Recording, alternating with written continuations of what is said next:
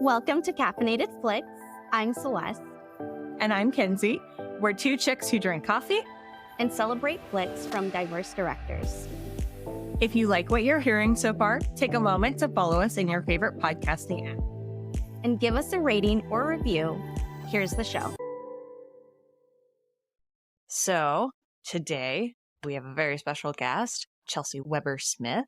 And what's really great is that this is our first actual holiday movie of the season for our podcast. So super excited to have you with us today, Chelsey. Yeah, thank you so much for having me. Yeah, this is a movie that, is very polarizing even within my own soul. So I appreciate being invited. I'm so glad. When I was planning out what movies to do, I just started listening to American Hysteria, and I was like, I think Chelsey would be so good for this movie. So I'm so delighted that you said yes. So I'm going to go a little bit into Chelsey's background. Feel free to interrupt me if I speak too long, because I have a tendency to over research, but it's a good tendency. Yay. So Chelsey Weber-Smith is a queer non-binary poet turned podcaster who is continuously working to understand both American culture on a grand scale and the mysteries of humanity. They went from graduating with a degree in poetry to getting their start in podcasting as a blogger and content producer of an entertainment company.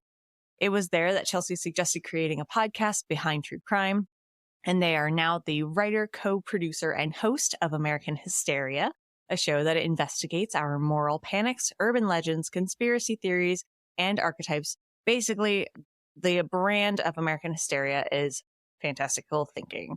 So Chelsey loves people, the world, and throughout all of their various works is trying to figure out how different perspectives can be illuminated and how we can all relate to one another and understand each other.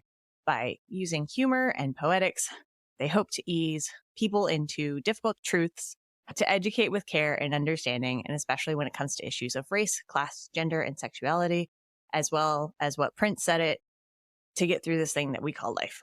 Yes. So Chelsey likes to travel around the country in their truck and builds campfires and describes themselves as a gay, suburban, sad sack outlaw country boy who likes to go for long walks. I'm sorry. I had to put that in there when I was reading your bio. I was like, I love this. I like it. You definitely did your research.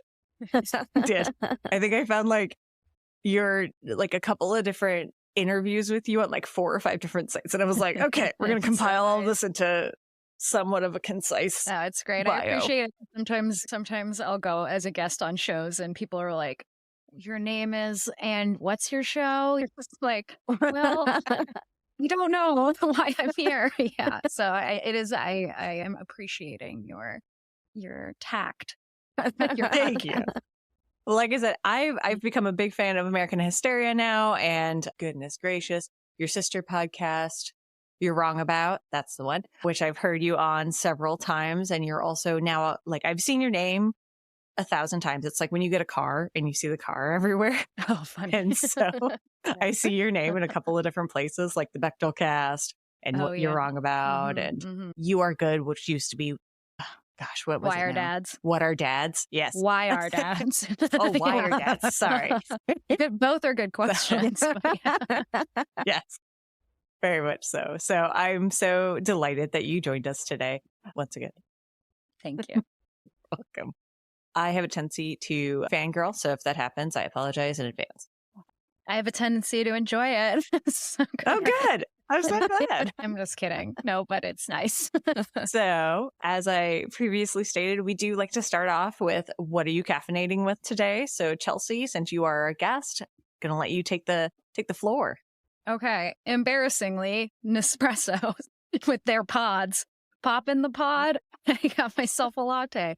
It's one of those grown-up purchases that you make, and it's nice. I like it. I make myself little lattes. I made a latte today, oat milk latte, and sometimes I also drink Earl Grey tea. I haven't had one today, but I've been getting back on a Earl Grey tea tip. But today I'm on a double shot of Nespresso, but run through twice. So I like to call that a cool 3 shots. I think that's Right. the mathematical logic there. So yeah, that's what's fueling me today. I'm going to call that a triple ristretto shot is what I'm going to call it. Do you remember Cool. ristretto shots, Celeste? I was thinking a long shot, but would that be the equivalent to Oh, a yeah. ristretto? Yeah, one of those. That's right. Mm-hmm. I don't know. We'll have to redo our Yeah. espresso trainings. Well, I'm good. Celeste always likes to remind me that she's blacked out our time at Yeah. Starbucks together. As I'm sure most ex-Starbucks employees fair do. enough. So Speaking of which, Chelsey, you live in the home of Starbucks, right? In Seattle. I do. We have the very first Starbucks down Mhm. by Pike Place Market, and there's always a very long, like around the corner line just to get in that first Starbucks. And I don't really know what's in there. I don't know if there's like, I'm sure there's like original merch and things like that, which I'm sure it could be fun to see. And Yeah. you have like your original Starbucks lady uncensored. And yeah, it's a really popular tourist spot. And that's Seattle. We don't have a ton of things going on. So. I don't know about that. But to be fair, when I went, I specifically went to Tacoma. So Yeah. there's a I bunch like to do in Tacoma. actually. Yeah. It's different, but I do like Tacoma. Yeah. Ironically enough, when I first started at Starbucks, I had already planned my trip to Seattle. And so I had my first day at Starbucks. And then the next day I went to Seattle. And then I got my first, what we call mark out at Starbucks, where you can get a free pound of coffee for the week or something like that. So I got my first mark out, which was Pike's Place. And I still have that bag of beans that will never be touched. And it's probably well past expired now. So Cool. I have been in there and it's, You have your. I can't even Oh, remember okay. what happens in there. So nothing special then? So- I think I was just overwhelmed by how many people were there. So I was trying to get in and get Probably. out as fast as humanly possible. You probably couldn't even enjoy the experience with how many people are in there, I'm sure. So Yeah, Yeah. it does Yeah. taint it. So Celeste, I had myself Oh. a hot chocolate this morning. Oh, So that's nice. so a nice. soy milk hot chocolate. I know. I know soy's White controversial chocolate. still for people, but I still drink it. I like it. I love. Do you soy put milk. anything on Oh, top of your hot chocolates? I don't. It's very No. boring, classic. Just classic hot chocolate. Things are classics for a reason, man. We generally just eat mostly vegan in our house, but for Thanksgiving, we definitely brought in some dairy elements. And one of those dairy elements is like just the classic whipped cream for Yeah. pumpkin pie. And I have been shooting that like just directly in my mouth Uh-oh. daily, you know, just child straight in. Yeah. And it has felt very nice.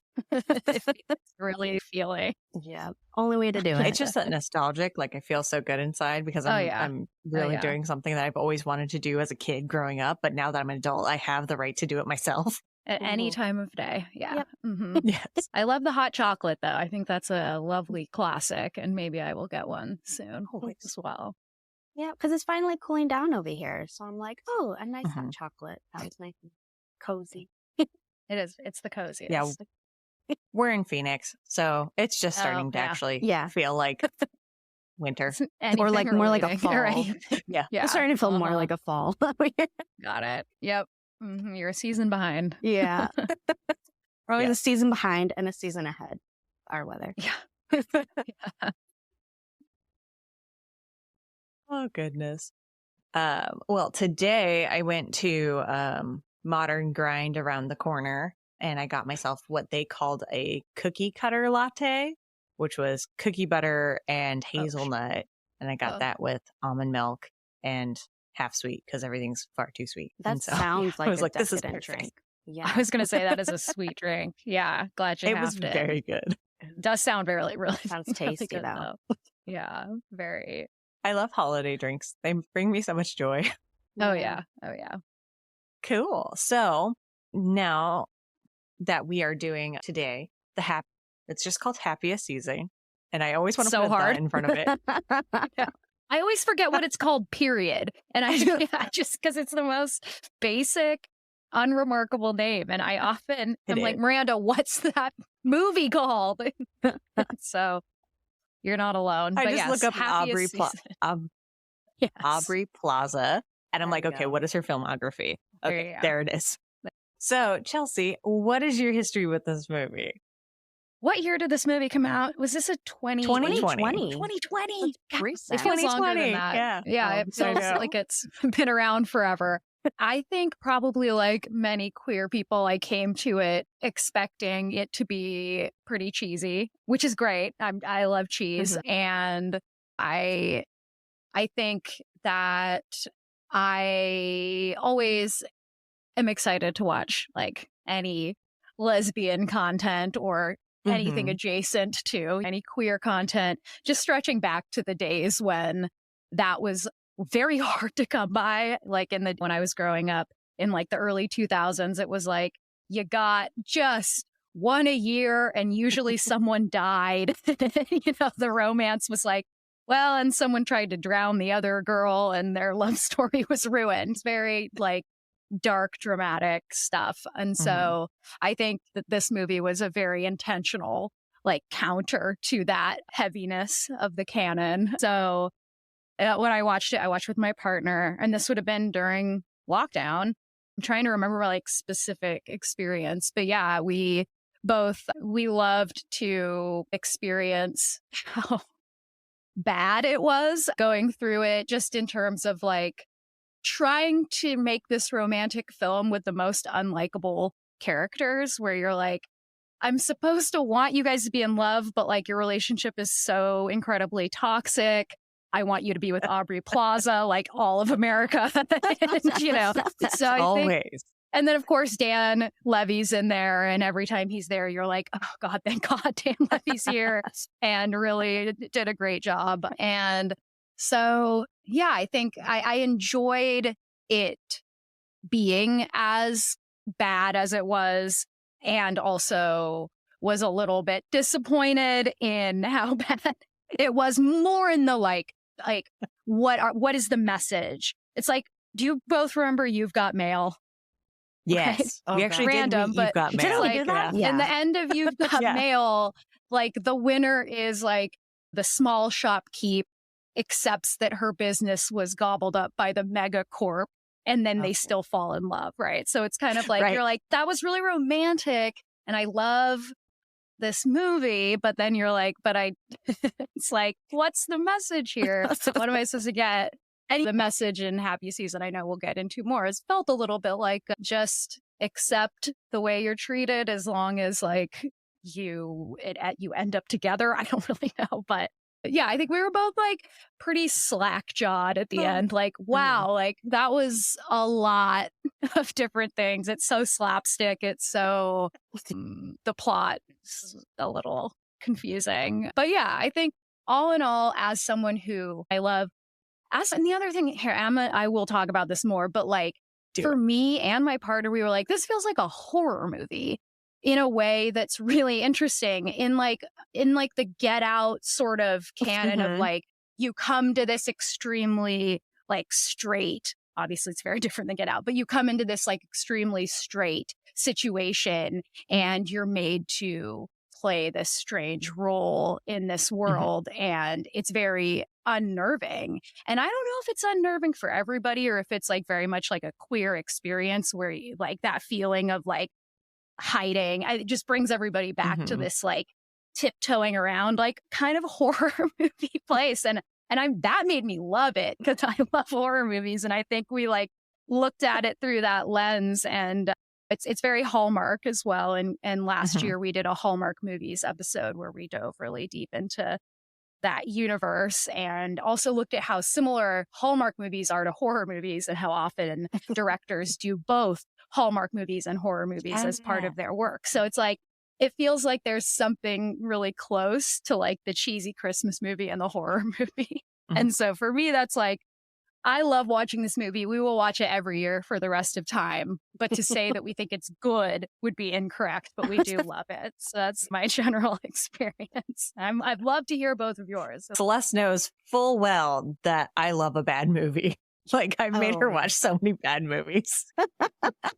Celeste, what is your history with the movie? I don't think you're alone in the fact that you think it's a horror movie. Because when I was looking it up online, a lot of people were saying that too, that this is a full-on horror movie. I was like, oh, okay. That's interesting. But my experience, I watched it in 2020 and I was just expecting like a cheesy rom-com. I was excited for it. Totally. Oh, yeah.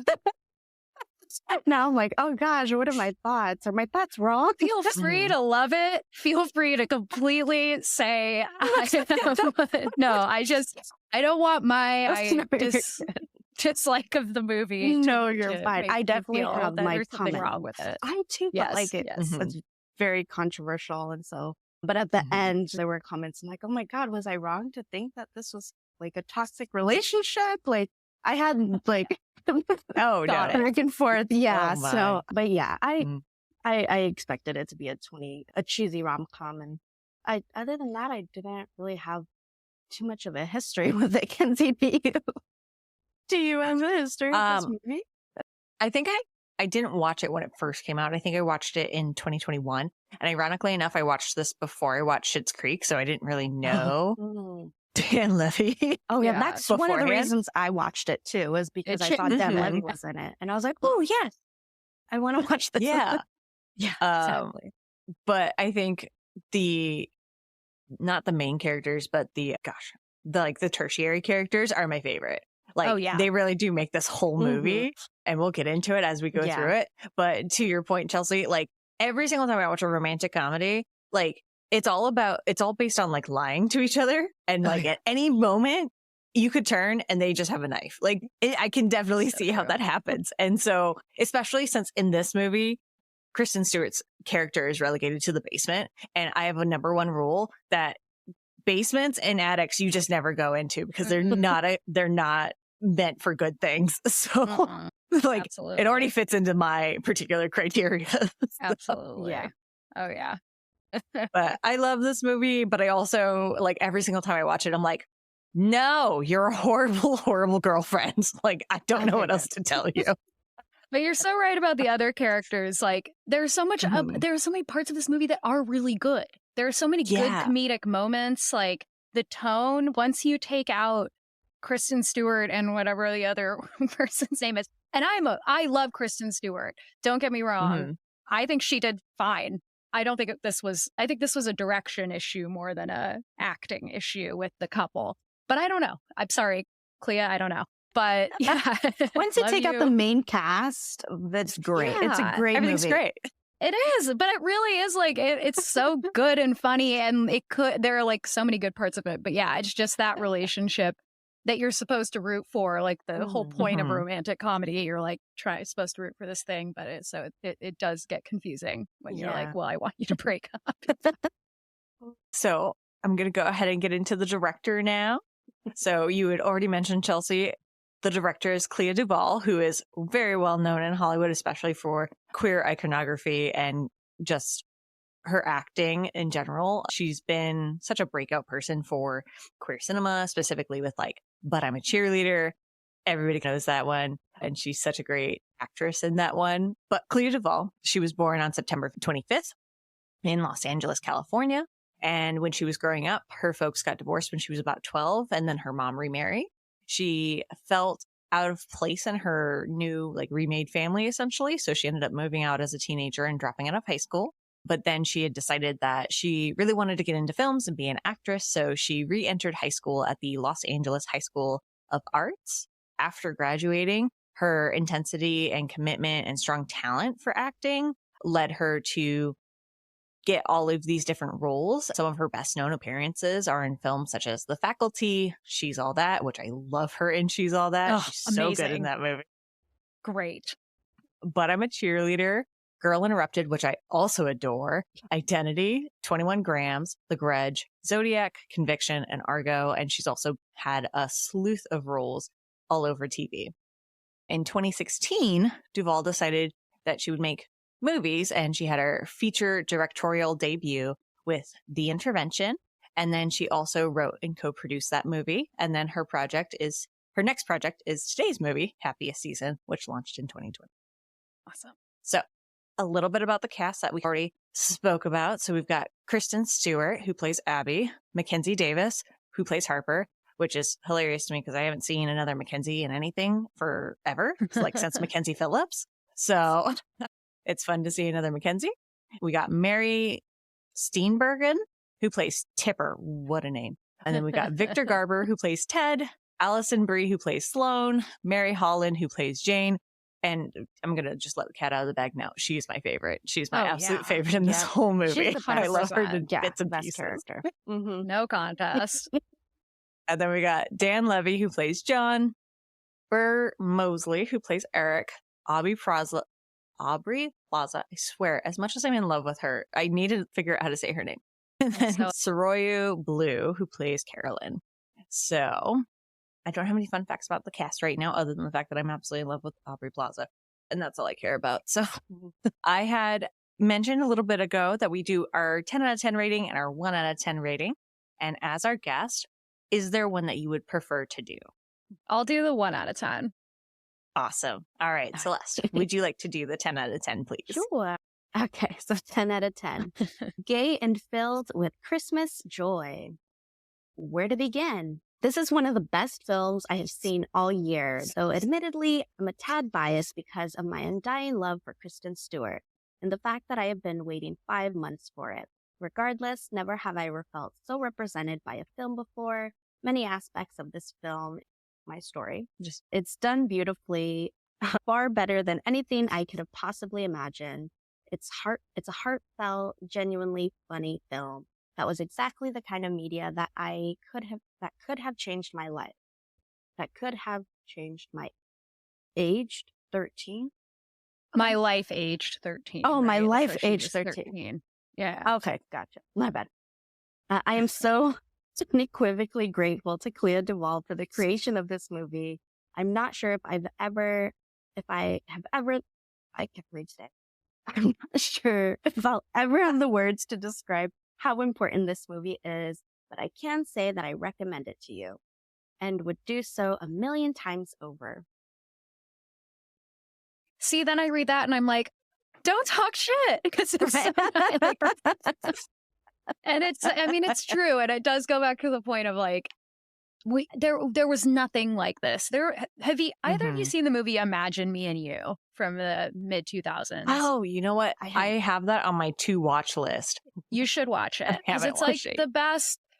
It's the best like romantic comedy in the like I'm gonna say lesbian genre because this is part of an evolving genre. But I think that movie, when I watched it, the way that this what would be the word? This reviewer has written about Happiest Season is how I felt about Imagine Me and You, because it was this like happy story that still touched on the negative aspects of coming out or whatever, but it still had this like romantic, warm feeling that you could connect to. And I like totally get why this movie is that for a lot of people, because there just is so little. Now there's a lot. Now that we're inundated within the market, I feel like there's a lot of like, we got to throw a queer person in here because we think it's going to make us money. Not this movie, because obviously this is a labor of love.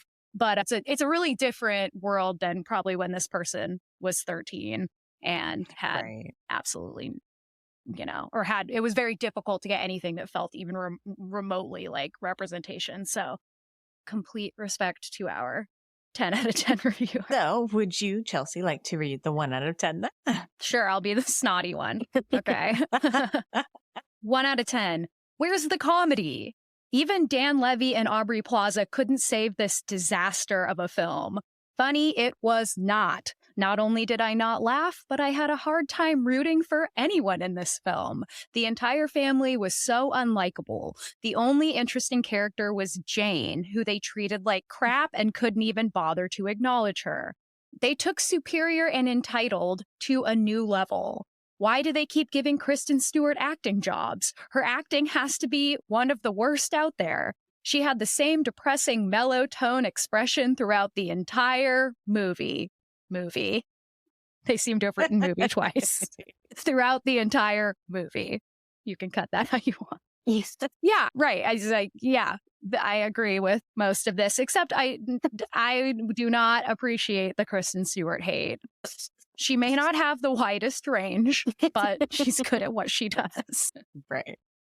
I did love her in Spencer. I will say that much. Like, she did a very good Princess Diana. Yeah, you should I haven't see seen it. I heard Oh my that gosh, she was so great good. in that movie. It's on my list. Is that a movie or a series? Yeah, it's a movie. It's a good airplane watching movie. I'll tell you that much because that's how I watched it. So. For sure. But it's actually pretty good. And I actually really like Kristen Stewart in this movie. I think it really plays to the character that she is in this movie and what she has to go through. Totally. Yeah. She's the right actor for this character, I think. I don't think it was badly cast at all.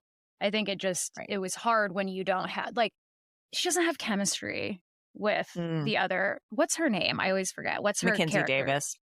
Oh, Harper. Harper is her character. Yeah. She just doesn't have chemistry with Harper. And so it's like that is really, to me, the main issue. Because even if, like, this toxic relationship was happening, but it was like, they're hot together, like, maybe it could have been like, but they just don't have it. Whereas Kristen Stewart and Aubrey Plaza have it, like, immediately. Had so much chemistry. Immediately. Yeah. So I think it would have been great. I just think it would have been so fun if she left this toxic thing and went with Aubrey, but I'm sure we'll talk more about that too. And that we will. So without further ado, I'll get into our notes. All right. Cool beans. So we open up our Christmas movie on very artistic vignettes of Abby and Harper's relationship over about a year, maybe a year and a half to 2 years. We've got certain points in their relationship where they're moving in together, they're celebrating different holidays, they have New Year's, and so on and so forth. And then we land with the actual opening of the movie where Abby and Harper are taking a tour of Christmas Tree Lane. And this part is hilarious because the tour guide is telling them about all the different facts of this Christmas Tree Lane. I would love that tour. The tour guide is Michelle. I forgot her name, but she's a comedian and she's so funny. Is it Michelle Buteau? I think it is. Yeah. Okay. She's hilarious. So at one point in time, Abby's kind of sullen. She's not really a big Christmas person, but Harper is. And so Harper says, come on, I want to show you something. This will get you in the Christmas spirit. And she takes Abby up on top of a roof, just a stranger's roof. And she stressful. They look down this Christmas tree lane and see all the lights. And Harper turns to Abby and it's like, can't you feel that magical feeling? And Abby's kind of like, I guess. But then they start to get chased off the roof by a Mrs. Claus dominatrix who is played by Daisy in Bones, which is hilarious to me, but she is phenomenal. And so during this chase off scene, Abby ends up falling off the roof onto a air-filled like reindeer or something like that, or is it a Santa Claus? Which is so scary because she could have died. I don't She could have totally died. She was hanging off and then she's like, oh, wait, I'm going to get you down. And she leaves. I'm like, what? Oh, she went to go get down. What was she going to do from down there? She's going to just do like, Okay. And this Abby is smaller than Red Harper. Flags number one. I'm just like, it's like the beginning of the horror movie where like things are nice and then something unnerving happens, but it's not the actual horror, but it sets a new tone. That's what that is. Because I can't help but be like, she should be dead, and then where would we be? I was like, oh my gosh, that is so. So after Abby successfully makes landfall and Harper comes and finds her, they take off into an alleyway and Harper basically pins her up against the wall and says, hey, come home with me for Christmas. And so finally Abby agrees. And I don't know what was going on in Harper's head because the next morning they wake up and Harper is suddenly panicking. She's like, do not come home with me for Christmas. And Abby's like, oh, it's fine. I already figured it out. I'm going to have John watch the pets that I was pet sitting for. And I'm really excited about this. This is going to be great. Your parents are going to love me. And she's like, Okay, sure. All right. Okay. I did this to myself. Yeah. Great moment number 1 to tell the truth. Right? Oh my gosh. Yes. There are so many moments. Uh-huh. So we see Abby hanging out with her friend John, who's Dan Levy. Phenomenal. He is basically his true and proud self. And I love him so much for it. And she gives him the rundown on all the different pets that she takes care of. She takes care of fish, dogs, cats, like everything in between. And she's got different schedules for all of them. And I'm like, how many houses are you pet sitting for? Yeah. No idea. So on their way back, they make a pit stop at the jeweler's and Abby picks up an engagement ring. And John is like, excuse me, why would you want to take part in this patriarchal thing? Like, she's not your property. Right. Yes.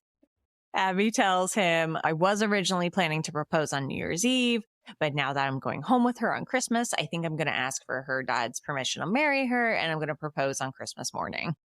And this is also where John is like, excuse me? She's not property. What? You're going to participate in this? Also, like, how do you propose to someone who you've never met their family? Like, is that normal? No, do people do that? It feels like that alone should be like, and 1 to 2 years is a long time because it seems like she has a decent relationship with their family. Like, I guess if they were estranged, then it might be normal. Yeah. But That's like true. 1 to 2 years, never met them, and she's like, oh yeah, I'm gonna propose to her. Why not? And like doesn't know anything about them, like doesn't know how rich they are, and doesn't know how that obviously how she grew up, closeted, like... or it's just like a really it's a bit of a plot hole there. But yeah, come on, Abby. Yeah. To be fair, I didn't meet my in-laws until at least 2 years in, but they live out of state. So, but were you proposed at that point? Not then. No, it took like another 4 or 5 years after that. Yeah. So it's the order. You put the cart before the horse. It feels like something you did in like the war years where you're like, I met this woman from overseas and we're engaged, mom and dad. Medieval it's just times. something you did because you were going to World War II and you had to get married. So you had somebody to come home to. Like, Mm-hmm. Oh, let's see if I can get a little bit lighter in here. Now we've got Harper and Abby in the car, and the two are on their way to Harper's family. And this is where Harper, while driving, makes the decision to confess to Abby that, hey, you remember when I went to go see my family over the summer and I told you that I came out? Well, that's not entirely true. I found out that my dad was running and it just didn't seem like a good time. And she's just so worried about the timing. And so she pulls over, which is smart at least. She at least had the forethought to pull over. But somehow Abby still goes along with it. She's like, no, it's fine. I can pretend to be your straight roommate who just moved into your 1-bedroom apartment. So 90s, yeah.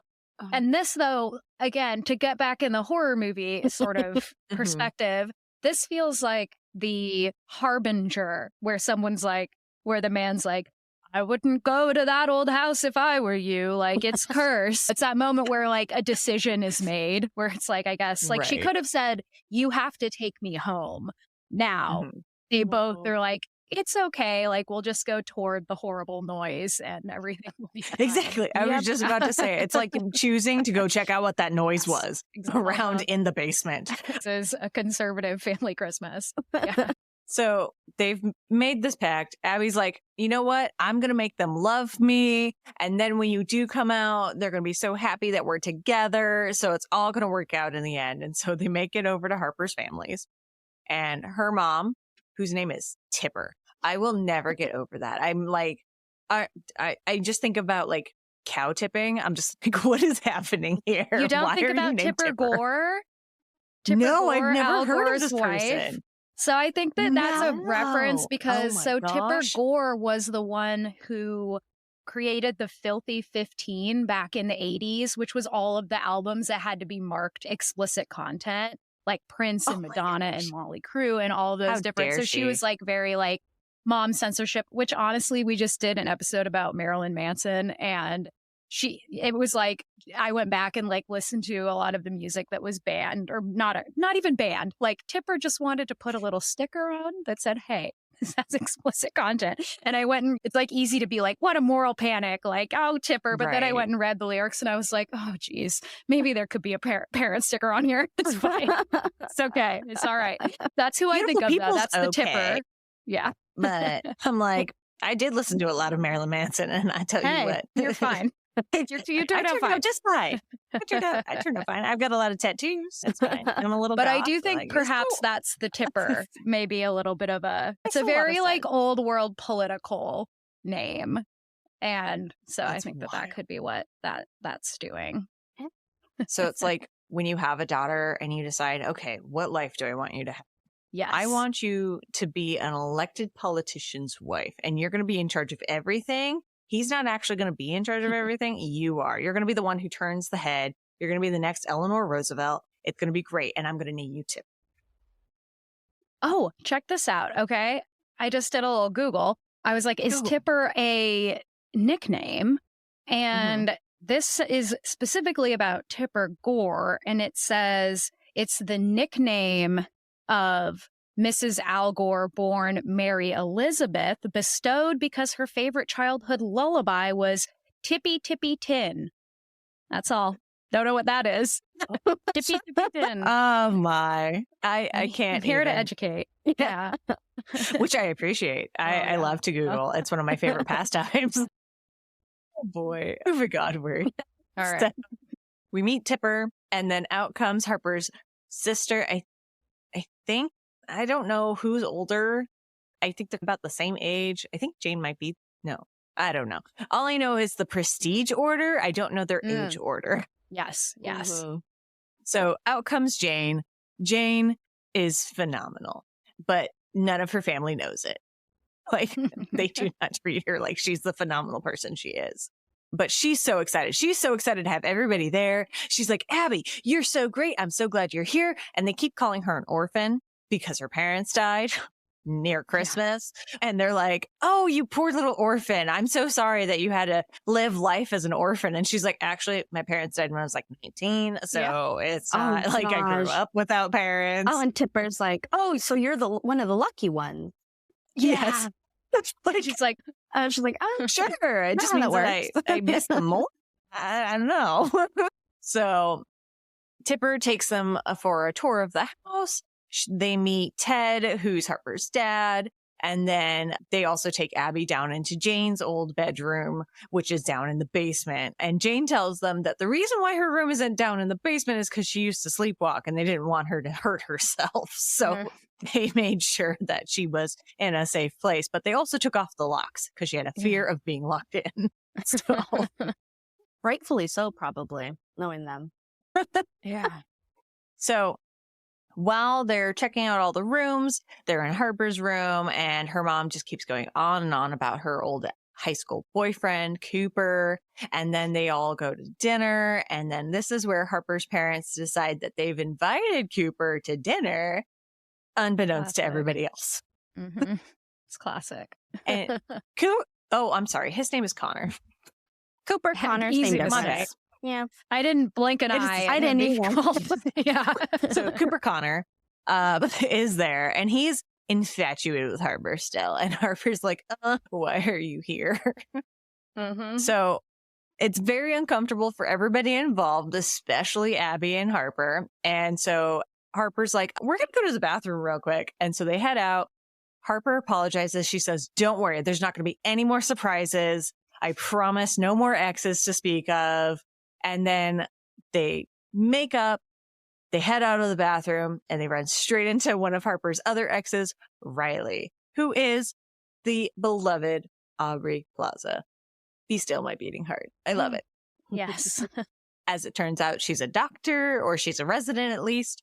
And she's just like, hi, I'm trying to get to the bathroom. Can you guys move? And Harper's like, I'm so sorry. That wasn't planned. Yeah. So they make it back to the table, and they continue to at least make it through that dinner. Later on that night, Harper's mom is telling Abby goodnight, and Harper comes downstairs also, says that she just wanted to say goodnight. And after Tipper has left, she gives her some goodnight smooches. Mm-hmm. So everything seems okay-ish. Like, it could be okay. We're just going to be here for like 5 days. It's fine. If this is the worst of it, it'll be fine. Then we find out the next morning, Abby calls John to check in on the animals, and he is doing the best job ever with these animals. Abby then tells him Harper isn't out and her parents just don't know that we're together. And he flips his lid. Yeah, rightly. Rightly so. He's her voice of reason that she is ignoring.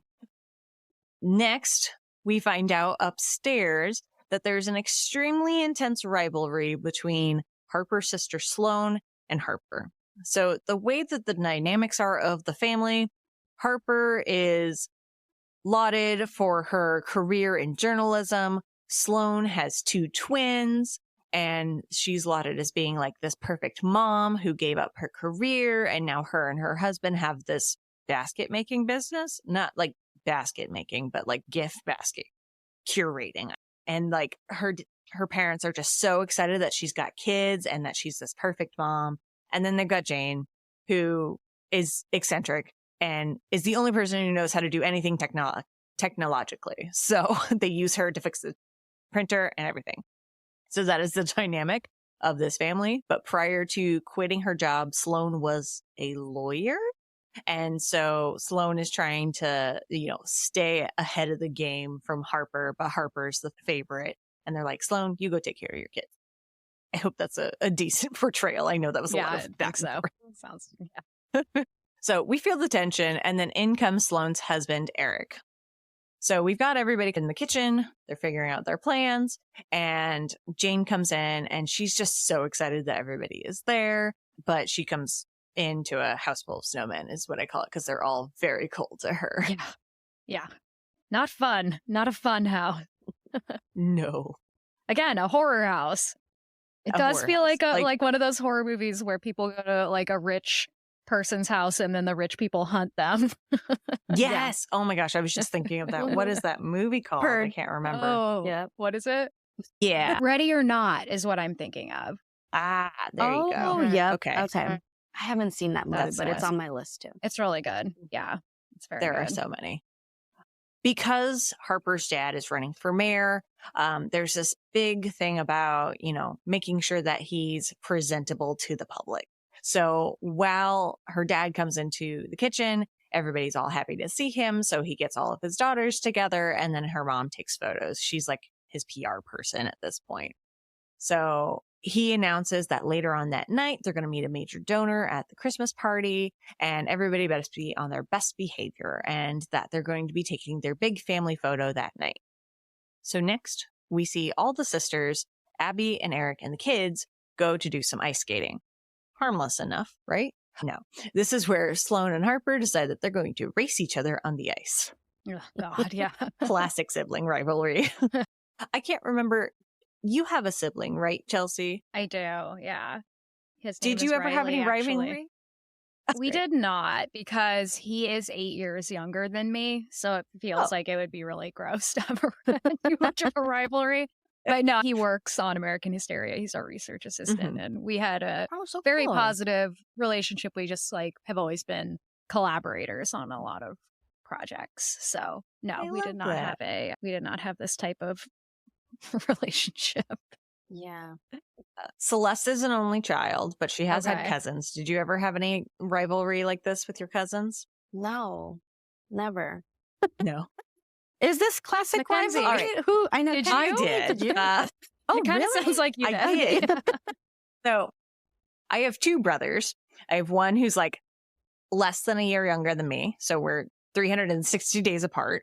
Okay. And then I've got one who's 7 years younger than me. So I've got one who I was basically like a mom to. And then I've got one who there were times when we literally were just pulling each other's hair until we were crying. And neither one of us wanted to let go because we didn't want the other person to have the upper hand. So, yeah. And then similar. Even better, we did martial arts together. So that worked out real well. At one point in time, I do recall we broke a couch because I kicked him into the couch and it broke. But so we had a lot of rivalry. It was a good time. We're great now. He's got 2 kids. Oh, that's so weird. Sorry. I just made that connection. Oh, it came flooding back. Yeah. It came full circle. But anyway, don't mind me. So now they are doing some ice skating Olympics, and they both continuously run into the other poor ice skaters who are on this rink and just knocking people over left and right. And Jane is in charge of timing them, but she forgot to hit start. So Eric's like, don't tell them. Don't tell them that you forgot to hit start. Yeah, just say a number. Kicked out, literally crashing into people somehow. Someone's not kicking them They're out. very self-involved. Yeah, they are. They don't care about anyone else. Well, their dad's running for mayor. I'm sure Yes, this is a great he look for is. them. Right. So we cut back to the party of that evening, and they're all gathered for the family photo. And this is where Tipper asks Abby to take the photo because they want to have it just the family. And so Abby takes like 3 photos, and Tipper comes up. She looks at all of them. She's like, blurry, blurry, blurry. Nope, these just won't work. We'll have to go ahead and get it another night. And so she's just like disregarding Abby fully. This party, though, there are many, many people there, including one Miss Riley. So Abby catches Riley's eye as Harper is taken off to go meet some of her dad's donors and make an impression on them as his lauded journalist daughter. And here's where we find out that she writes for the Pittsburgh Post-Gazette. And at one of the tables, they meet Miss Lemon. So while Harper is off, Abby's perusing the food table, and here's where Sloane comes over to her and she tries to intimidate her. And she's like, excuse me, you are her roommate in her 1-bedroom apartment? And Abby's like, oh, yeah, no, we took everything out of the pantry and I live in the pantry. It's fine. There's enough room there, I swear. Another good Kristen Stewart line delivery for sure. That's fine. It's not. Nothing to worry about here. Move along. And then Sloane tells her straight up, she's like, I'm bored of this conversation. I'm leaving. I don't blame her. She's like, I don't want to Yeah. be talking to you anymore. So back at the table with Miss Levin, Harper's dad is talking to her and he's trying to like pitch her, but she's like, no. Let me stop you right there. I like you. And I want to let you know that I'm a kingmaker here, but I'm not just looking at you. I'm looking at your entire family. So y'all better be on your best behavior. And so Harper hears this, of course, and is like, ooh. Well, and also it is not addressed in this movie, really, that this is like a Republican family, right? Like it is, but it's like very like cleaned up, Tongue-in-cheek. where it's like, these are like Reagan like Republicans, or like they're like they're not, like, it just seems like so weird that it's never really addressed that like to be a Republican at this time would be to have some kind of like anti-LGBTQ stance, right? It's just kind of like, it's more like they're less of Republicans and more just like general politicians. Like they're like, it's a weird thing that they did there for sure. Yeah, they're trying to keep it like under wraps, if you will, but also still make it known that they didn't want to like this go is a into it, which I don't blame. Yeah. We've got much other problems to focus on here, like Abby Very and true. Harper. So Harper finally makes it back to Abby that she is ditched for God knows how long. And here her high school friends come over, and I couldn't even tell you their names. They didn't really matter. They're just there.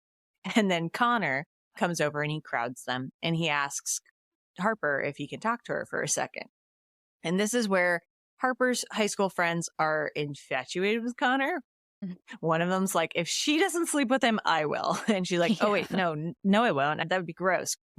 But in this hideaway conversation between Connor and Harper, he says, I'm so sorry about the surprise dinner. I didn't know that you didn't know, but I'd really love to hang out again. Can we get some dinner again? Just like us. And she's like, okay, maybe. I don't know. We'll see. So later on, John calls Abby and she heads outside. And this is where he makes it very well known that he's keeping tabs on everybody. He's like, you do know that the country club that you're at is horrible against women. They didn't let women in until 19 something or another. And she's like, excuse me, how do you know this? He's like, I'm tracking you. I track everybody. Yes, I would be doing the same thing. I felt a deep kinship with him at that moment. It's like I found the blueprints to the house. I do know how to make an escape plan. I will be there T-minus 30. We all need a friend like him. It's true. It's true. Oh, it's so good. So then he tells her that she needs to get out of the closet, and then he asks where to buy more fish. Around the corner, after she has gotten off the phone with John, she sees Riley. Riley comes over and she's like, sorry, I was just out here and I wasn't trying to eavesdrop, but I can relate to what you were just telling him because Abby was telling Dan, I don't know about all of this. I feel very uncomfortable, as one should. But when Riley addresses it, Abby just plays it off. She's like, I don't know what you're talking about, because she's trying to play straight and she doesn't know whether or not to trust Riley yet. So we go back inside and Ted, who's Harper's dad, is called to get on stage to give a campaign speech, during which we see everybody in the crowd, including Harper and Abby, and they're quite close. And this is where Harper starts playing with Abby's hand. And over across the way, Sloane catches a little bit of this flirtation. And so she's making a mental note to destroy her sister at some point. Another horror movie moment really creates that tension where you're like the killer's right there. You're being too loud. The killer's right there. Stop breathing so loud. Yeah. Yes. That is something about horror movies. I'm like, why are you breathing so loud? I don't understand. Sure is.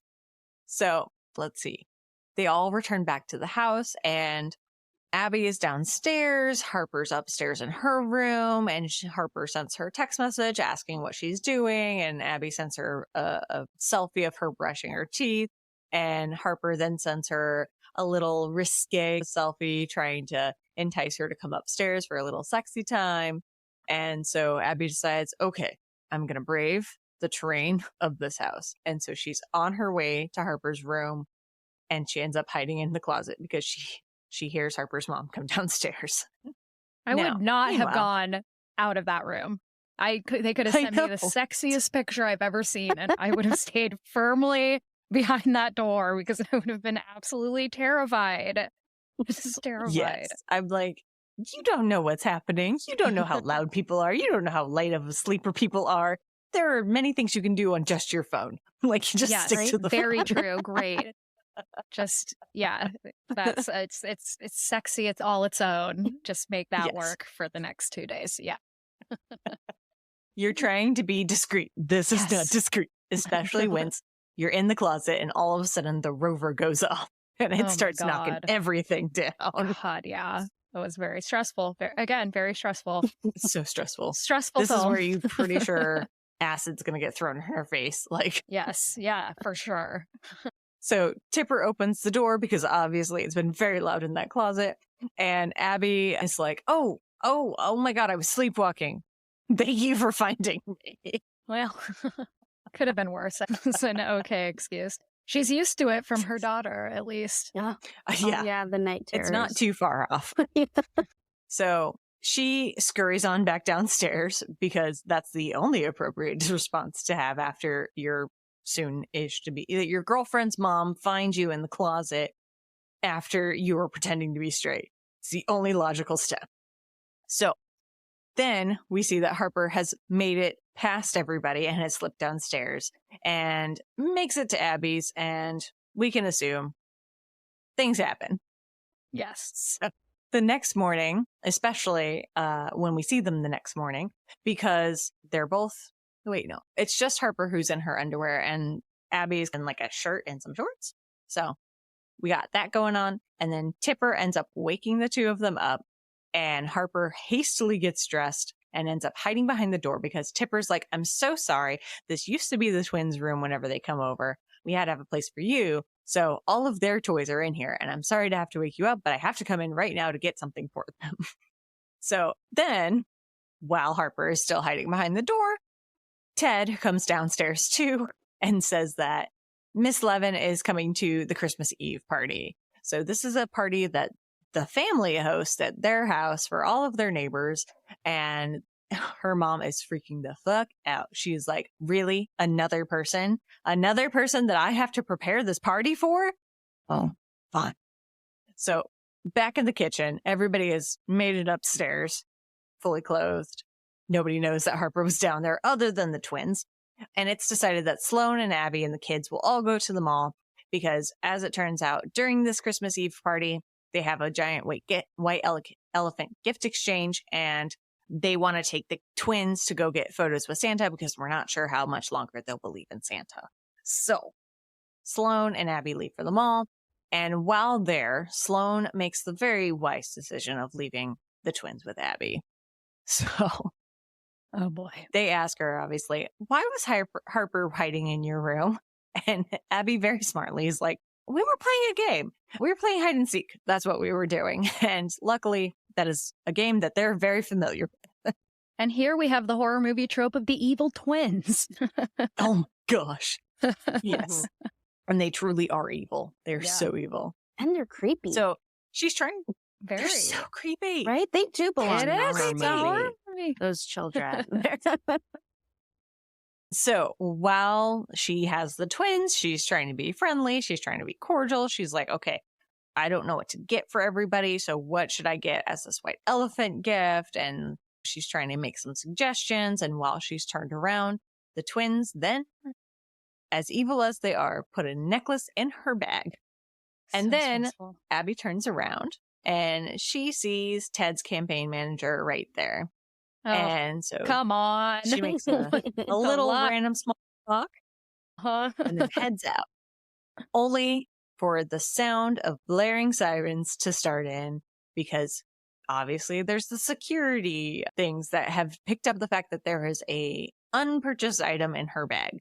So then the mall security has the most intense reaction where they're like, they surround her and they're like, put the bag down, put the bag down. I've never seen such an intense security mall reaction. Very intense.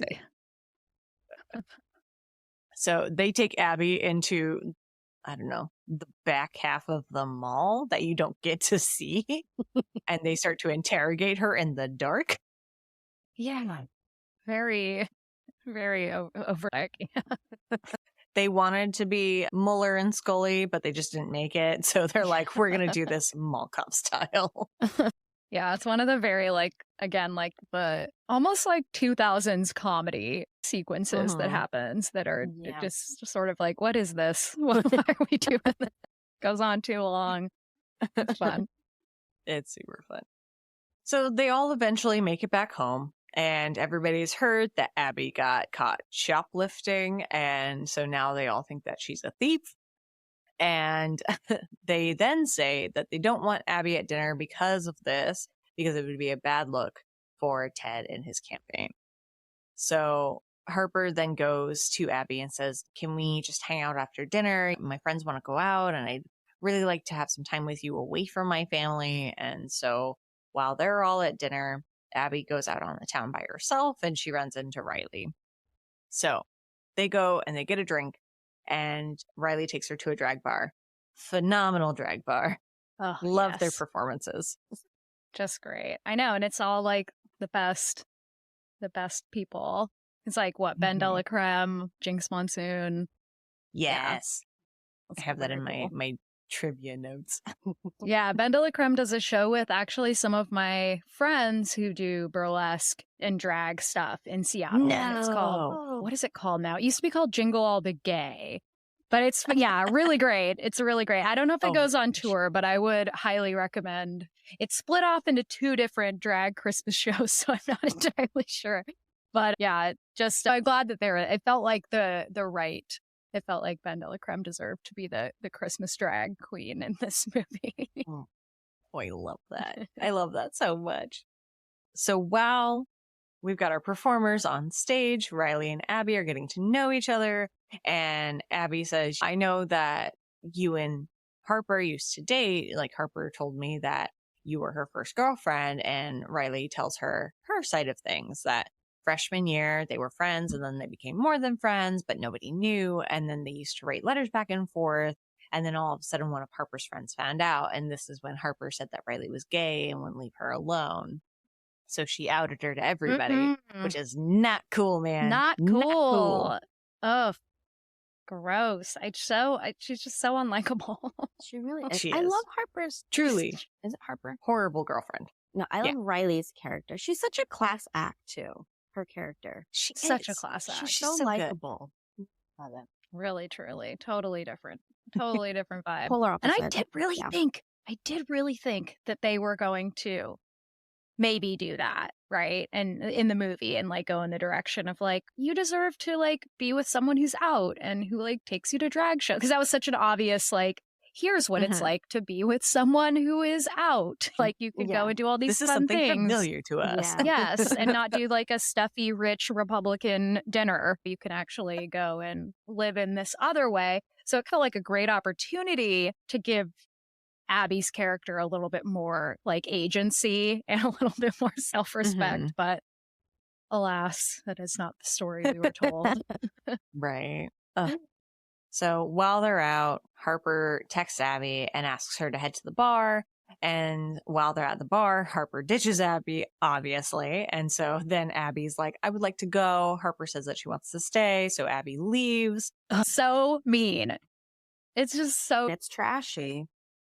Yeah. No. All of the above. Just, it's just it's heartbreaking for sure. And I think it's like a familiar feeling, whether you're gay or straight, when like the person that you're supposed to be with is like, just disregards you for like, just for some reason. And a lot of times it is someone from their past. But yeah, I think that's a feeling that a lot of us have had. And especially people who were queer and were dating women, and then women had like the old boyfriend. And that used to be very much, now things are a lot different because gender has evolved in ways. But back then it was very much like, if you like start dating a man after you've dated me, that was like something wrong with that. So it was like a really complicated time, but that was like a big offense at one time. And I'm glad it's not now because we don't need those lines. But I think it's a familiar feeling for people watching this movie to be like, oh, you're hanging out with your ex-boyfriend. What's that about?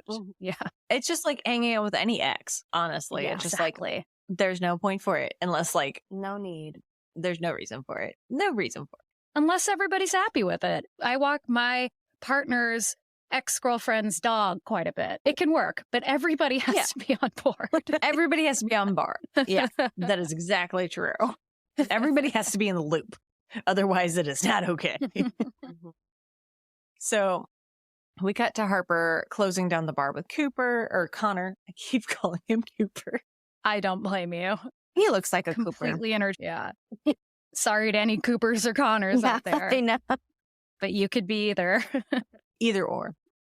So they say goodnight, and Connor asks if there was anybody else, and that was the reason why they broke up, and she tells him, no, there wasn't anybody else, and then they just go their separate ways. The next morning, Abby wakes up, and she sees that Harper texted at like 2 a.m. and went up to go wake up Harper to check in on her, and she wanted to make sure that she's okay, but then Harper does the other horrible thing of saying, you know, you're just suffocating me right now. And I just need you, I need you to give me some space. And Abby's like, so mad. you're basically shoving me back in the closet. Just so awful. incredibly, there's no other word for it, bitchy. Just bitchy behavior. Just so mean. That is just like so manipulative. The suffocating thing is almost unforgivable to me. It's like, that's the point at which I'm like, oh, for me, there's no going back. You very much shown your like what you're willing to do to get out of accountability, and it is horror movie level. So it's like, all you've done is ignore me and leave me hanging and completely ditch me for everybody else, and you have the audacity to call me suffocating because you're ignoring me. Good Lord. No way. So Abby storms out, as she should, and that's when Tipper comes in and tells Harper that she's got a long list of errands to do and she needs her help. So Abby gets to the basement and she tries to pack up, or she tries to get back home, and she realizes that it's going to cost her like $1,000 to get back home. And so then she With calls $1,000 John. Uber, I know. which is so funny. I'm like, I think the most I've ever spent on an Uber is like $60. I can't even imagine. I didn't know someone would go that far, but I got to pick you up. But that's nice. Nice to know I could drop $1,000 right? if I really need to. That's when you know you've got a real friend. So she talks to John on the phone and she tells him what's happening, and she really asks for his opinion, and he's like, I don't know. I'm going to have to think about this. And he hangs up. So then Abby turns to the only other reliable person who's been nice to her, and she calls Riley and sees if she's busy. She's not. And so they go out onto the town. And while they're out, Harper texts Abby asking if they can talk later, to which Abby says yes. But while Harper and Jane are in the wine store picking up a case of wine for the party, Harper sees Abby and Riley walking down the street. And Harper is very upset about this. And I hope she's upset. And I hope that it hurts. It's so good. So then we get the great move where Jane drops the entire box of wine and then drops it again to where everything is smashed. It's perfect. Poor sweet Jane. I know. I love her so much. Sweet Jane. Yeah. So Abby gets back to the house and asks where to put the white elephant gift. And Tippy is just snippy as all get out. And she tells her, I can't tell you where to put everything. You're supposed to put it underneath the tree. Where else would it go? And then she decides to insinuate that Abby took her Christmas brooch. Oh, She's gosh. like, if it ends up on my dresser, there will be no harm, no foul. No And questions Abby's asked. like, I didn't do it. I didn't do it. And this is where Ted comes in and says, don't worry, just no more of it. He's just trying to make peace. He's like, okay, we're over this. We're done. So everybody's putting the presents underneath the tree, and Jane brings in this gigantic present. And then Ted asks Jane to do the only thing he knows that she's good at and fix the printer. There's one in every family. Yeah, that is my brother. It is not me. Yeah. So Harper is upset about seeing Abby, and she asks what she did today. But right at that moment, Ted begins introducing his daughters to Miss Levin, who has shown up. And she says, Sloane is the super mom, Harper's my powerhouse, and Jane is the only reason why internet works here. Horrible. So while at the party, the twins begin to sing in the horrible, terrible, evil, maniacal twin way. And then Riley begins to nuzzle up to Abby, and they begin to hang out the entire evening. Ugh. And Riley notices that while she's trying to have a conversation with Abby, Abby's extremely distracted because in walks Connor, and he goes straight to Harper. I think it's Cooper. Oh, Yeah. I'm no, I fucking did with you. write Connor. That's right. I know. I realized that, and I was like, oh yeah, no. His name is Cooper. Cooper Connor. So Abby tells Riley that she wasn't sure she could feel closer to a human being before they got there. And now she feels as if Harper is a completely, entirely different person. And then she explains that I was going to propose, like this was all planned. And then Riley turns to her and says, you know what? I'm going to go get you a drink. Yeah. Again, Good a friend. considerate Good person. friend right there. Yeah. Right. And then my favorite part, John knocks on the door. Tipper opens it and he's like, I'm here for Abby. And Tipper's like, you must be Abby's ex-boyfriend. And he starts to deepen his voice and he's like, yeah, I'm her ex-boyfriend. I love how he just walks in though and just shouts, hey, like no, chill. Get a horror movie. He's like, we're going. He's like, I just got to get her out. Yep. I just got to get her out. Oh man. So because Abby sees John and she sees Harper talking to Connor, she goes up to John, tells him, hold on just 1 second. And she goes straight up to Harper and says, we're done. And she leaves. She goes straight downstairs and begins to pack. And Harper freaks the fuck out, follows her down the stairs, and they have a fight. And Harper explains that love has always been a competition in her house. And she's just so scared to tell them because she's so afraid to lose them. And she's also afraid to lose Abby.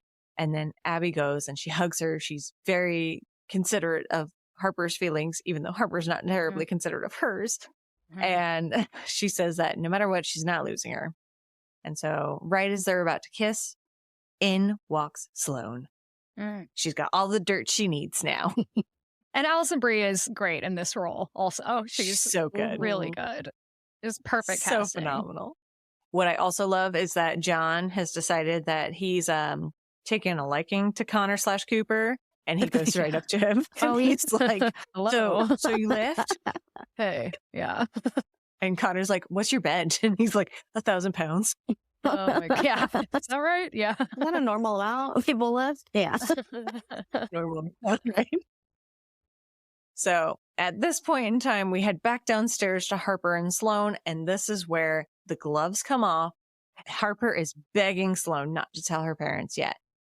Sloane is like, nope, I've got all the dirt that I need. And all of a sudden she hears a bump going on in the closet because she really came downstairs to look for her twins.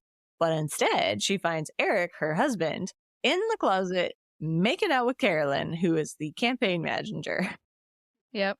And rather than be upset, she's like, Eric, I told you we were going to keep this a secret.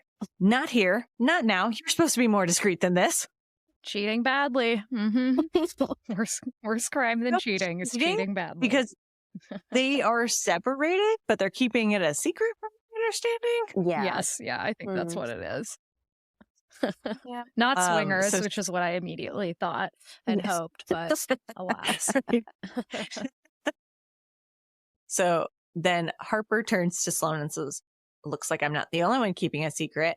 And Sloane has had it. She fucking books it to Harper and tackles her to the ground. They have a full out brawl in this house while the party is going on in the living room. They are destroying the kitchen. And eventually they make it into the living room where Mrs. Levin has picked up Jane's wonderful present. She has opened it, and it is a painting, this beautiful painting of Main Street.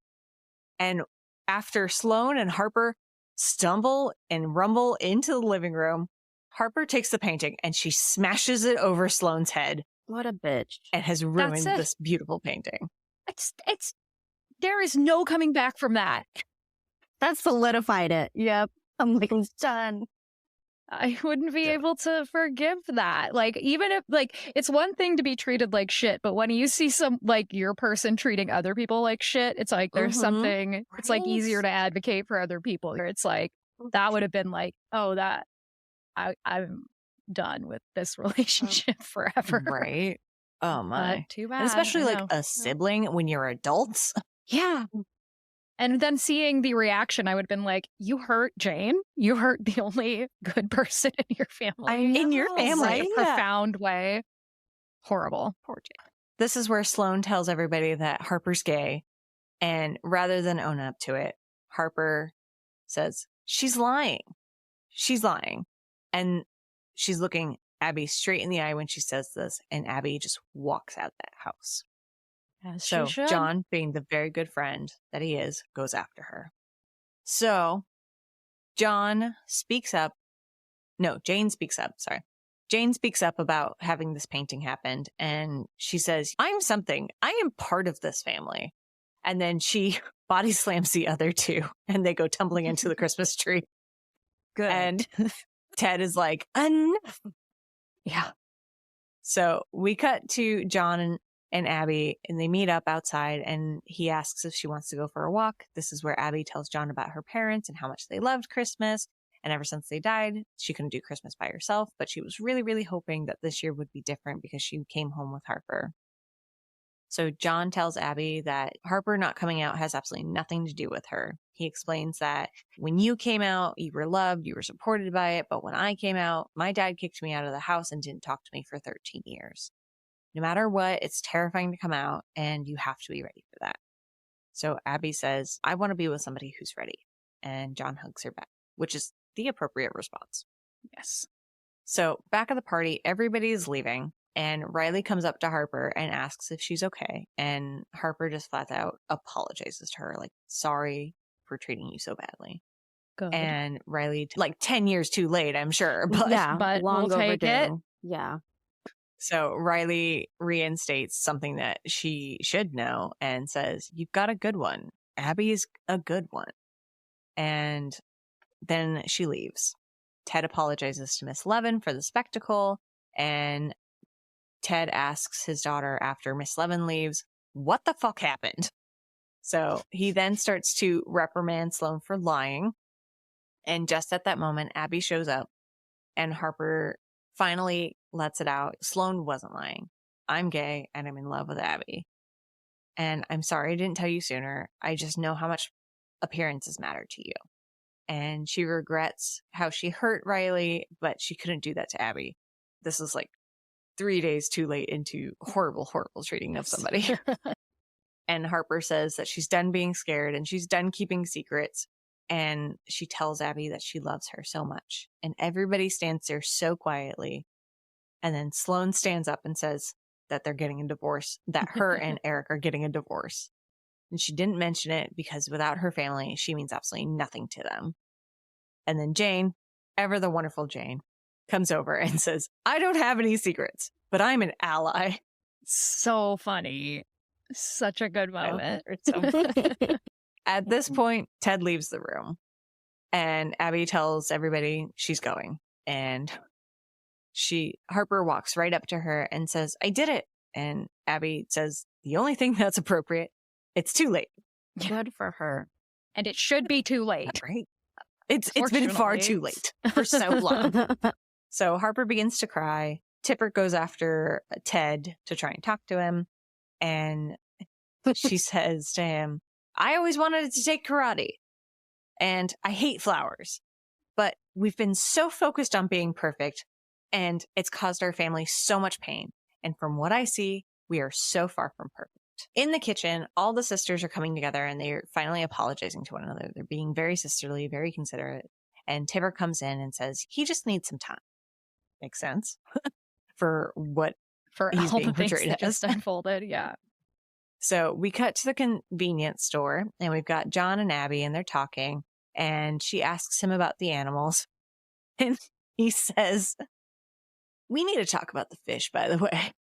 I love how he's like pointing out like So all the bad things in his food and then proceeds to throw them in his cart. Yeah. Nothing tastes better than dye yellow number 7. Yeah. Like, it's so good. So as they walk out of the store, Harper has peeled into the parking lot and she apologizes and says that no matter what, she is willing to make up for everything that she just did wrong in the last like 4 or 5 days for the rest of their lives. And Abby asks, what about your parents? Harper responds with, I don't care what they think. I only care about you. This has been such a long time for a realization like this to come up. Yeah. But Abby decides to forgive her and kisses her and they all make up. I know. Yeah, that is what happens. Yeah, it's not very satisfying for a romantic comedy. It's not that moment that you hope to achieve, the money shot moment of the kiss. It's just not effective in this case. But anyway, they've decided they're going to give it a go again. And the next morning is Christmas morning. And they are all together, including John. I don't know how they convinced them to let John stay over, but I love it. I'm in love with it. Mm-hmm. And they better. So during this Christmas morning of miracles, the twins come over and they say that they're the ones who put the necklace in Abby's bag. And so that has been cleared up. And Ted comes downstairs. And he tells them all that he's completely sunk all of their savings into his campaign and that he just wanted them to be proud of him. Excuse me, why was there not a record scratch moment at sinking their entire family savings into this campaign? Much would that be? They're like rich. They're like next level rich. So it feels like that would be in the millions for sure. And why? Why would you do that? Why did you do that? And nobody knew. That's really, really, really bad to do. It's really concerning. And they're not old, but they're like late 50s, early 60s probably. Yeah. And so it's very concerning. Very concerning. I know. So he turns to them all and he says, "I'm so sorry for making you fight for my love all of this time." So to the tune of Oh Holy Night, we see the entire gang enjoying their Christmas. And then Ted gets a call from Miss Levin and she tells him, "I like you. And I don't know if this business with Harper is true, but if she can remain quiet, a don't ask, don't tell, then we can still be in business together." We don't see it, but he turns back to his family after the call is over and says, "It's just not going to work out." So we assume he says no. So then it's good. It's good. I don't want him to be a Republican politician, so it's good. I want him to like be supportive of his gay daughter. Yeah, I want him to rewind and not ruin their lives also by spending all the money. Oh, not only that, but just like clear the amount of trauma that he's instilled in all of his daughters. My well, that God. too. The least he can do, right? It's not all about the money. Mhm. All about the money, money, money. That's all I got of that song. So then they all decide, okay, it's time to take the family photo. And Tipper asks John to take the photo for them. And Tipper turns to Abby and is like, "Excuse me, you're supposed to be in this photo over here." And so she encourages her to come and join the photo. And so Abby has been invited into the family, essentially. So we cut to a year later and we see that Jane has published her book that she has spent 10 years writing. And she is like a science fiction novelist who's built this entire world, and she's doing fabulously with this book. It's such a nice moment. Such That's a the mermaid. romantic moment for me. It's like, Yes. that's the feeling that I get where I'm like, oh, her and her book are together at last. Yes. And also the fact that her and Feels John more romantic. are like BFFs now. They're like, Like- best friends. Yeah. I love it. Yes. I love it. They're so deserving of each other. Yeah. Yes, absolutely. Very much so. Yes. I'm so glad that Jane finally won something. Yeah. Like something worked Yes. out for her. Mhm. So at her book reading, we see Abby and Harper coming in the back, and Harper has the engagement ring on. And later on, they see John and Jane doing the book signing. And then the whole family goes to a movie. No idea which movie, but they're all hanging out together. And that's the important thing. The end. The end. I think it was A Christmas Carol. It's like the same movie every year. Was it? I think Okay. it was. Yeah. Okay. Yeah. That makes sense. Muppets Yes. Christmas Carol? Maybe. Who knows? Scrooge. That's the one. They're not that cool of a No. family. Yeah.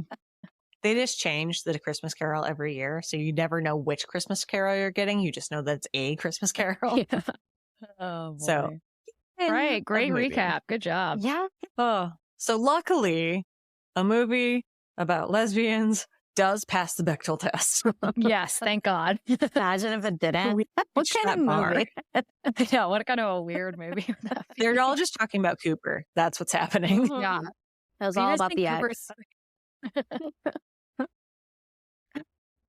So, some fun trivia about this movie. This film is a pioneering holiday-themed romantic comedy centered around a same-sex couple. In fact, the movie itself features several LGBTQ actors, including Kristen Stewart, Dan Levy, Victor Garber, and Aubrey Plaza.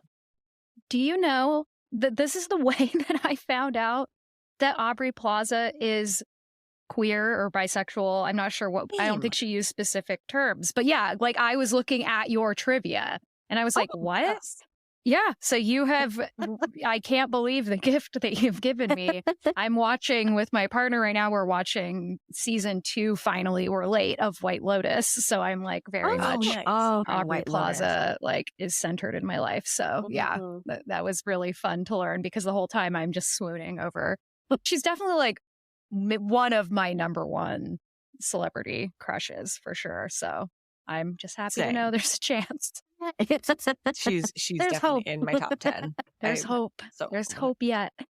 Now I just need her to notice me. Yeah, Just kidding. exactly. And it is also Clea DuVall, who is a queer actress and director. It is her second film. So lots of queer people in the making of this. Yeah. So Candy Cane Lane, which was in the opening film, is a real place in Pittsburgh. The residents of the street agreed to keep their holiday displays up for a few extra weeks in January to accommodate the production. And then for the very intense ice skating, Mackenzie Davis trained for 2 months so that way she could do this scene. Good for her. As you mentioned, Chelsey, we have RuPaul Drag Race's alumni, Jinx Monsoon and Ben de la Creme, featured in this film as our drag performers, and they are phenomenal. Great. This is the first holiday-themed movie by a major studio to have a score by a female composer. The music is by Amy Doeder. That's nice. And then the production wrap party took place in a haunted house, which I thought you would find fun, Chelsey. I do. That's very appropriate for what we've been talking about. It is. Yeah. It's a haunted, it's a scary movie. It's all it is. And then the convenience store scene at the end was filmed at a Love's travel stop in Slippery Rock, Pennsylvania. Oh, I love a Love's travel stop. It's great service to They're America. littered all over the place. Yes, they are. Love them. Well, as our distinguished and honored guest, Chelsey, on our caffeine scale of 1 to 5 espresso shots, how stimulated does this movie keep you? It can be positive, negative, neutral. I'm going to give it a 5 because I am always like on high alert watching this movie because it feels like a horror movie. It's so ridiculous. It's like there's so much happening. And yeah, in terms of as you're saying, if our rubric is about how stimulated the movie makes me angry, makes me laugh, it makes me, upset at its themes, and it makes me fall in love with Aubrey Plaza because, like, by comparison, Aubrey Plaza in that movie shines even brighter than usual because she's surrounded by so much garbage. So I'm going to give it a 5. That's funny. What about you, Celeste? Oh, mine's a 4. Yeah. Mine's a 4 too. Throughout the movie, I thought Harper's character was such a dick. He was just so rude, so toxic. And then at the end, John's character gives that little speech about how it's a different situation for everyone, their coming out experience. And then I thought, oh my God, am I an asshole for nothing we're considering? You are not. Okay. You are not. That was a ridiculous speech. Okay. I mean, it was perfect. Sweet. It was sweet. But, yeah. It's still, sorry, I'm going to interrupt because I do have something to say. I think what this is like, you can excuse away all of the like obscuring of your sexuality, but you're still doing a lot of other bad things. Like you're still like going out with your ex really late. You didn't have to do that. Like you're like gaslighting her. These are not things that fall under the umbrella of like a queer sympathy narrative. Okay. It's like, it's hard to come out. It's not great. Usually doesn't go well. We all have it. We all go through it, but you can't do all these other things too. Yeah, you can't do all these other things too. So I don't think you were wrong to cringe a bit at that speech. Yeah, I agree. Yeah. But yeah, it's kind of like when you listen to like what happens to the lives of serial killers and you're just like, I feel sad for what happened to you, but I do not feel sad for how you used it against other people. Yes. There you go. Mm-hmm. Yeah. It's not your fault. It's your responsibility. Yeah. Not everybody who goes through that turns out to be serial killers. Exactly. And not everybody who goes through that has to be a dick to the person who they say they love. So Very true. Very true. Yeah. It was hard to even root for this more on theme. character. It had like the rom-com ending, but it was just like, it had a bad taste, the whole relationship at the end. So the side characters definitely made the movie for sure. The co-star. 100%. Yeah. All the way. You, Kenzie? I'm in it for Jane all the way. Mhm. Like, Oh, yeah. I could watch Jane. I want an entire movie of just Jane. Spin-off. Like, yeah. Yes. It's called Just I Jane. want her Yeah. story. Sequel. Just Yeah, Jane. exactly. Just Jane. Well, Jane and John. We Sure. got Jane and another John. Perfect. Yes, There you go. okay. Yep. Sequel. one. But I think this is a 5 also. It invokes many, many a feeling. And every single time, like the second we get to the point in the movie where Harper is telling Abby that she hasn't come out yet and that she's lied for presumably like 6 months, I'm like, you're an asshole. Like, Yeah. now you're just being a dick. Like, Truly. you could have told her that you didn't come out, and that is okay. You can then have her make a better decision, not trap her into this family horror show for 5 days over Christmas time where she had other plans entirely. and she could have made money. Like that was the whole plan. Like she was going to make money during this time. Yep. And now Harper has no money because her dad spent it all on the campaign. Really, just a lot of things happened in this. I will watch this for the Aubrey Plaza all the live long day. Yeah. Oh yeah. It's a Christmas classic now. I will be watching it every year. And I don't watch a lot of movies every year. I'm not really a Christmas person, so it did something to make me watch it every year. So nice.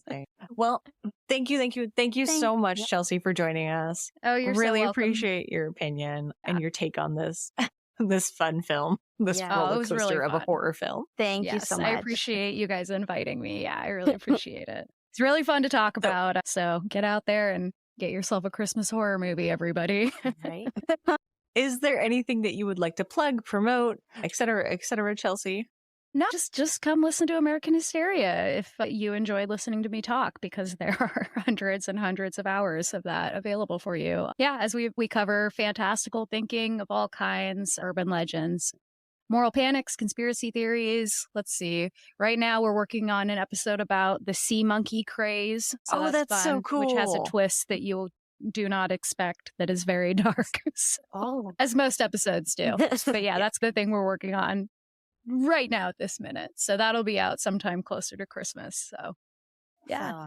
Anytime that anybody asks me about like how clowns became scary, I always refer to phantom clowns and phantom killer clowns. And I'm just like, you got to listen to this episode. You got to do it. It's such a good one. Expert. Yes. I've done a lot of clown studies. That's true. But yes. So thank you so much. Absolutely loved having you on here. And we really appreciate your time. It was my pleasure. Thanks. Thank you for listening to another episode of Caffeinated Flicks. We're a self-published podcast produced and edited by Kenzie. We'd love to hear from you.